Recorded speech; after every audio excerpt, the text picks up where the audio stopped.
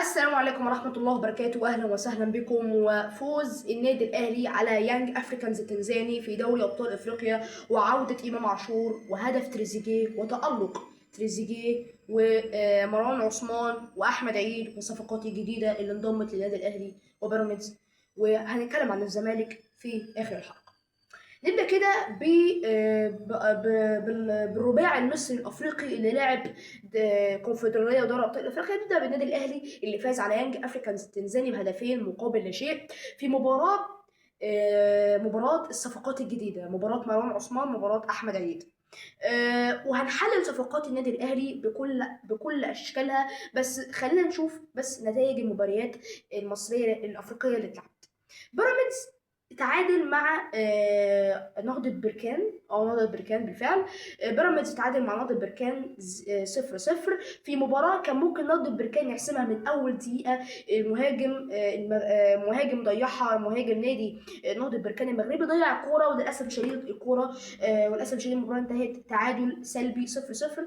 برضو بيراميدز بدأ يخش في الصفقات، برضو بيراميدز ضم حامد حمدان، ضم في يعني خلاص هيضم اللاعب عودة الفخوري اللي كان على فكره النادي الاهلي كان عايزه. بس خليني اقول لك ان عودة الفخوري 50 50 النادي الاهلي و50 نادي بيراميدز. بيراميدز فلوس اكتر، الاهلي شعبيه اكتر. فعودة الفخوري مش عارف مرتبك، هو لاعب اردني بالمناسبه، لعب في كاس العرب، سجل في منتخب مصر لما الاردن لعبتها. الماتش ده كان خلص 3-0 للاسف الشديد. اصلا كنا اساسا طلعنا من بطوله كاس العرب. ف دلوقتي الزمالك في الكونفدراليه تعادل مع المصري للاسف الشديد. يستمر الحال لنادي الزمالك والتوقف عن الفوز والانتصارات، والزمالك غائب تماما. وكمان ناصر ماهر بيمشي، وحالة من عدم الاستقرار داخل أروقة نادي الزمالك. تعالى كده حالة صفقات النادي الأهلي. الأهلي تم صفقة عمرو الجزار، مدافع بنك الأهلي مدافع بنك الأهلي وغزل المحلة السابق. هو مدافع مكافح. يعني مدافع الصراحة. يا جماعة هو يعني من كتر الفلوس بقيتوا بتضموا لعيبة رجل مسلوخة. معلش بس يا كابتن محمود الخطيب، لو عايز تضم صفقات، ضم صفقات تليق بالنادي الاهلي. ما تضمش صفقات وخلاص ترضي بقى الجمهور. لا لا، يعني واحد زي مروان عثمان، هذا يعوض اسامه ابو علي؟ طب والله الجداشير احسن منه، محمد شريف احسن منه. على فكره مروان عثمان ده اساسا جناح شمال، كان بيلعب في سيراميكا جناح شمال. يبقى اللي كان بيلعب مهاجم كان فخري اللقاوي. فيا جماعه لو عايز تجيب صفقات، جيب صفقات تليق بالنادي الاهلي. احمد عيد ده يعني هو على اساس يعني لو هيلعب اساسي. عجبت احمد يا كابتن احمد عيد ده هتقعده بديل لمحمد هاني. طب لو هتقعده بديل عمر كمال، انا ما اعرفش عمر كمال اللي مش، والله العظيم يا جماعه عمر كمال ده كان جوهره في النادي المصري، وكمان نادي فيوتشر اللي هو حاليا مودرن سبورت. فمشيت عمر كمال وديته سيراميكا كليوباترا، عارف ان العلاقات كويسه، ومحمد عبد الله راح سيراميكا، ومعظم لاعبي النادي الاهلي حاليا في سيراميكا. عمرو السوليه، كريم ندفد، محمد عبد الله، كريم الدبيس، لعيبه كبيره جدا، لعيبه كتيره جدا من الاهلي سيراميكا كليوباترا. ففي علاقات.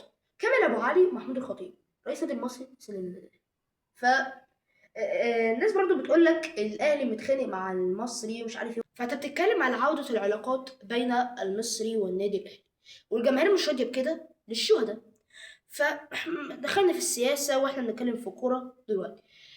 بص يا باشا، النادي الاهلي داخل بكره ماتش وادي دجله الدوري المصري. يوسف بالعمري الصفقة الجديدة، الجبهة اليسرى. أحمد أبيكو كان لاعب ماتش يانج أفريكانز، فماتش بكرة يوسف بالعمري اللاعب المغربي لاعب الرجاء السابق هو اللي هيقود الجبهة اليسرى ماتش بكرة. محمد علي بن رمضان ناس كتير قوي قالت ان هو يرحل. الكلام ده يا جماعه عديم من الصحه. محمد علي بن رمضان مش مقدم العرض المنتظر جماهير النادي الاهلي والنادي الاهلي شخصيا. محمد علي بن رمضان بيتلاعب. محمد علي بن رمضان يا جماعه تحس ان هو جاي، يعني بقول لك يا عم انا اكبر من كده، يا عم انا راجل دوري بلعب في تونس رقم 5، والرقم ده بالنسبه لاي لاعب رقم كبير جدا. فانا بقول لك محمد علي بن رمضان ده يا جماعه لاعب مغرور، ولذلك هو ما بيلعبش. يسرب بيلعب امام عاشور، مروان عطيه، اليو ديانج. اليو ديانج بالمناسبه جاله عرض من فالنسيا وقريب جدا من الرحيل اليو ديانج.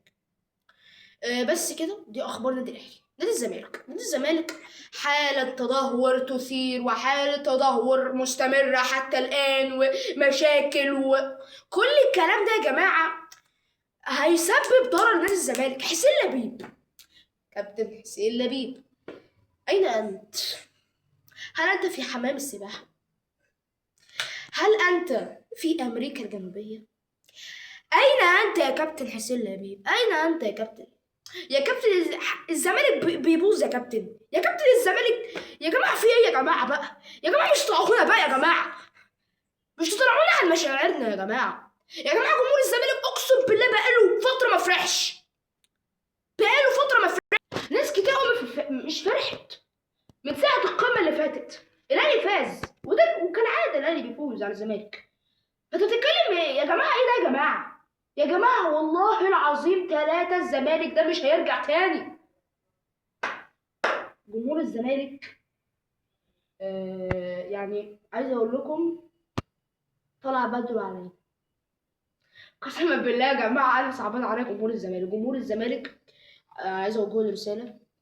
ما تزعلش لانهم مش يستحقوا انك تزعل عليهم. مش تحزن مش يطلع عين اللي جابوك، عشان الزمالك دوت اهدى نفسه بنفسه من ساعه قياده مرتضى منصور للرئاسه. بس كده يا جماعه. بكره ان شاء الله ماتش الاهلي وادي دجله ان شاء الله يكون محسوم للي يلعب احسن واللي يكون كويس. الزمالك الماتش الجاي مش عارف الصراحه هيلاعب مين، بس ان شاء الله بتوفيق كل الانديه المصريه، بتوفيق للكره المصريه، بتوفيق كابتن هاني ابو ريده، وتوفيق كابتن حسام حسن. كان معكم مازن. قبل ما اختم عايز اقول لكم ادعموني بلايك واشتراك عشان اللي قدامكم دوت محتاج الدعم ده.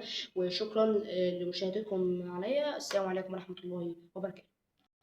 وقبل ما اختم عايز اقول لحضرتك ان النادي الاهلي بيحسم مهاجم اجنبي رسميا وعلى بعد اسبوع. عايز اقول لك ان المهاجم الاجنبي ده رسميا في النادي الاهلي. ان شاء الله نشوف مهاجم اجنبي في النادي الاهلي. ان شاء الله القيد تفتح نادي الزمالك باذن الله بتوفيق النادي الاهلي ونادي الزمالك، ويفك كرب نادي الزمالك. عايز اقول لكم افتحوا تبرعات نادي الزمالك. الزمالك محتاج تبرعات زي تبرعات جمعيه الأورمان الزمالك على قلب رجل واحد، أكبر قلعة رياضية في مصر كما يقولونها. السلام عليكم ورحمة الله وبركاته. ما تنسوش الاشتراك واللايك والشير. السلام عليكم.